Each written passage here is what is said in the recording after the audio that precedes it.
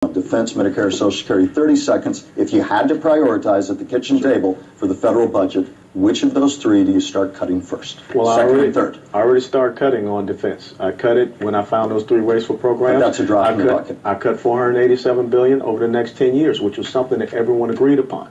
Now, we also have to look at, if you want to talk about a balanced approach, you've got to look at the mandatory spending side, which is 62% that we're not doing anything to. And that's where you have to have the courage to do something about that. The net interest of the debt, Medicare, Medicaid, and Social Security. So I think that when you look at the Constitution, our preeminent responsibility is to provide for the common defense. We can do it a lot smarter, and I understand how to do that. 30 seconds, and then we're going to go back to Jonathan, and it'll be a good point to segue into Medicare and healthcare, but a 30-second response, Mr. Murphy. Yes, again, it's a balanced approach, and we need people that are serious about solving problems, people willing to reach across the aisle and find some compromise, because that's what this is about at the end of the day. And but then name of those three, where would you cut first? So first, President Obama and John Boehner, the Speaker of the House, came to the table. They almost had a grand bargain. But the Tea Party and people like my opponent, Alan West, wouldn't let Boehner make a deal. Now, everything was on the table during these negotiations, but the Tea Party wouldn't let it happen. So now we're left with the sequestration. We have these looming cuts at the end of the year that our economy cannot sustain right now. And it's because of the Tea Party, because of the extremism, that we couldn't reach this compromise. The sequestration was President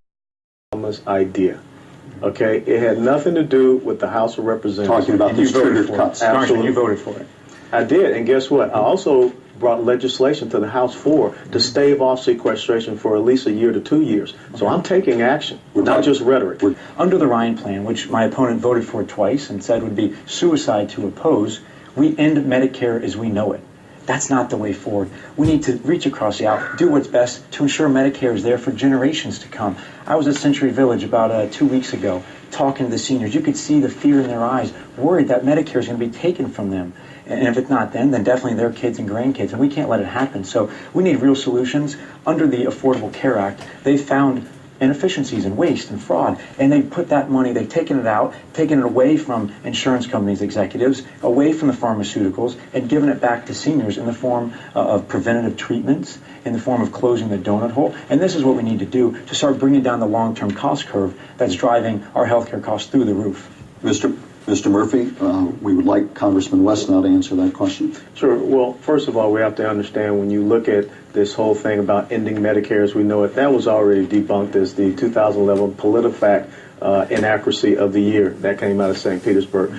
Medicare as we know it, if you have not paid attention to the actuaries and the trustees, ends in 2024. Social Security ends 9 years after that. So courage means to step up and do something in the face of this. Continue to do nothing means no one will have Medicare in about 12 years from now. The premium support plan that Paul Ryan has proposed, which he reached across the aisle, and Dave Wyden of Oregon supports as well, is something that came from Bill Clinton and his administration. It's indexed toward income. It provides you the exact same type of health care plans that we are able to select as a government employee. If you are making less, you get more. If you're more sick, you get more. But what you see with the Affordable Care Act, think about the mandate that just came down 2 weeks ago, where seniors, if they return back to a hospital within 30 days of a visit, the hospital gets a fine. That's not the right way to take care of our seniors. And when you look at the Affordable Care Act, George, it's very simple. It's a tax law. There are 20 new taxes in the Affordable Care Act. And now we find out that the individual mandate is now a tax.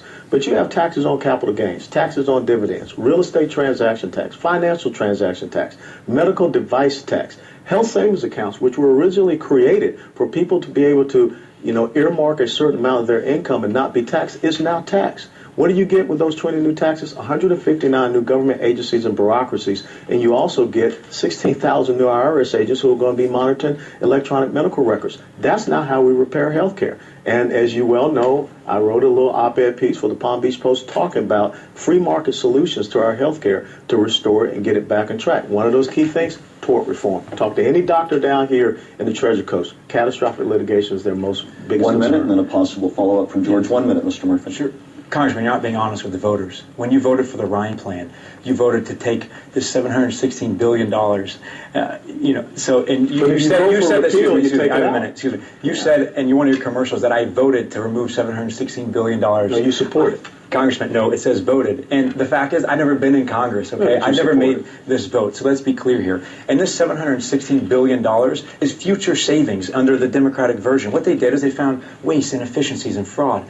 They found some overpayments to insurance companies that they're now giving back to seniors. I just said it. Through preventative treatments, annual screenings, and by closing the donut hole for seniors. Seniors love this. The difference here is this $716 billion in your plan, which you voted for, and Paul Ryan saw this 716 and thought it was a good idea, so he included it in his plan. The difference is that $716 billion goes to giving tax breaks to millionaires and billionaires, goes to giving insurance company executives bonuses and high salaries. So there's a big difference here when it comes to the $716 But billion. the point is 30 this. seconds. The Affordable Care Act, which we were told would be $940 billion, is now $1.7 trillion. We have seen an increase of 13 to 14% in insurance premiums when we were told there would not be an increase.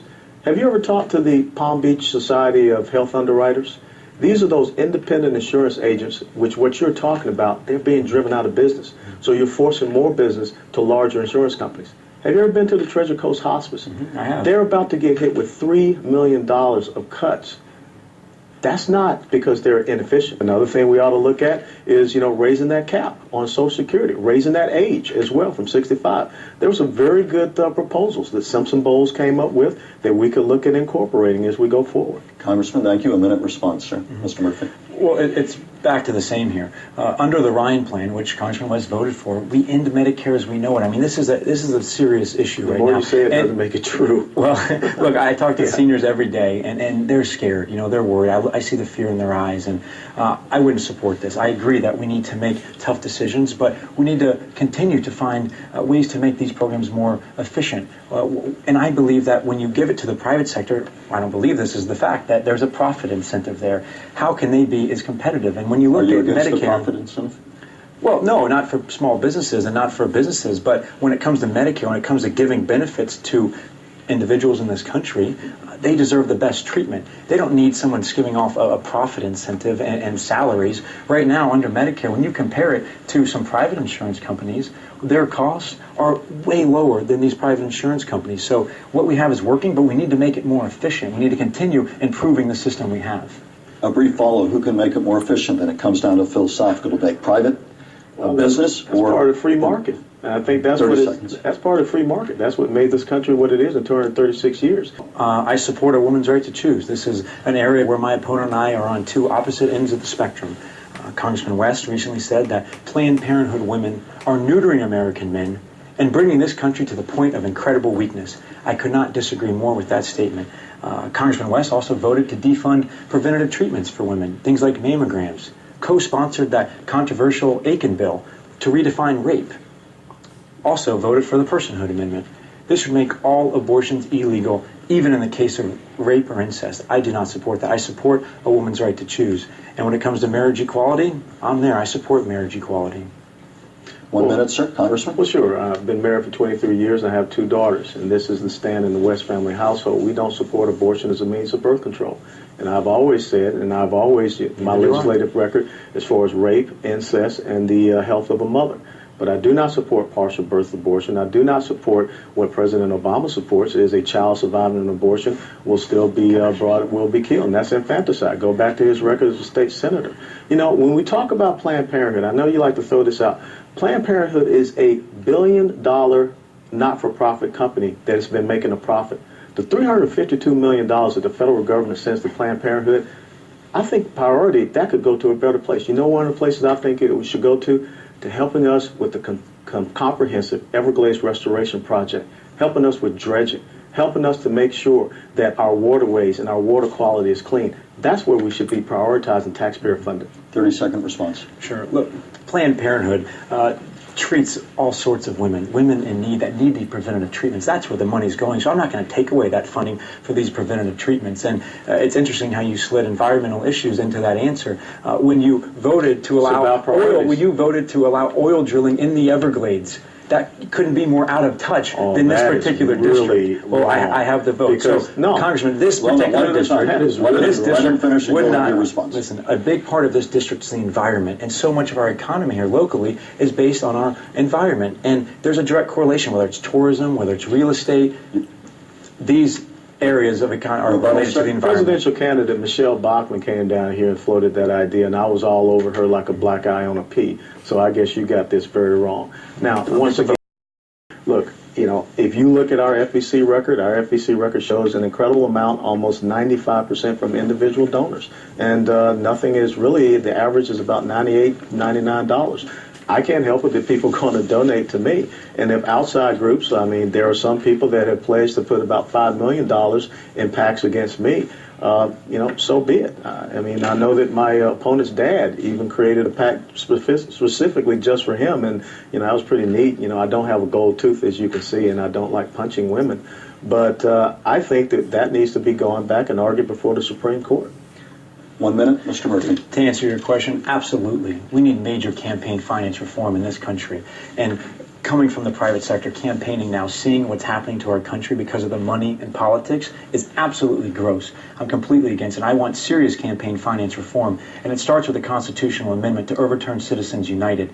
Congressman West has a $1 million super PAC supporting him. This isn't just talk and made-up facts here that you're talking about. There's a $1 million super PAC supporting Congressman West to completely overturn Citizens United. I don't support it at all. I think it's gross what's happening in our country. The fact that individuals and corporations can give unlimited amounts of money to campaigns is not right. That's not what our country's about. Congressman, a brief response. I think that once again, that's something that should be argued in front of the Supreme Court, and that's not something that I think we should be taking up in the legislation. There are much more important topics that we need to be focused on, like the tax fiscal cliff. I disagree. Very briefly, as we can get ready to close, quick question takes a simple answer. Everybody's seen how nasty this campaign's. Do you apologize to him for the nastiness of your campaign ads, and do you do so to Congressman West? First you, as you look each other in the eye. I don't know what nastiness we're talking about. Let me tell you something. No one came out and said anything about last cycle when my Social Security number was put out in the mail piece. George Bennett even asked me a question about me being the only black member of an all-white motorcycle gang. No apology there. What about you? Do you apologize to him for the nastiness? I talk to people every day, and they're tired of the negativity. Do you apologize to him? Look, with my campaign, all of our ads are accurate. We don't have to spend anything. Me punching women we is talk accurate? about that's not my ad, sir. All my ads out of my campaign are factual, whether it's votes or quotes. I don't need to spend anything with Congressman West. And on that non-apology note from both sides, we will go to closing statements now. First, by agreement, Congressman West, 1 minute, sir. Well, it's very simple. I am proud of the record that we have established in Washington, D.C. My opponent talks about extremism. But when I look and study the Declaration of Independence and the Constitution of the United States of America, our country was established on limited government. Our country was established on fiscal responsibility, individual sovereignty, a thriving free market, and a strong national defense.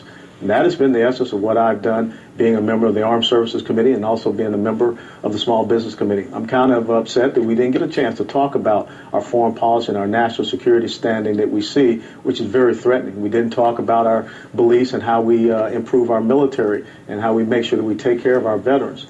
But that's my commitment to this country, a commitment that I have done for 22 years in uniform, a commitment that I take very serious, and we will have the right type of reforms to make sure that this country has a better and a brighter future. Congressman Allen West, thank you, sir. Mr. Murphy, a final closing statement. Thank you, everybody, and thank you, Congressman. We need a representative who's more focused on job creation, not headlines.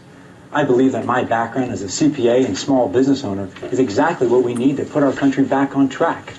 I'm going to focus on protecting the promise to our seniors and strengthening the pillars of the middle class.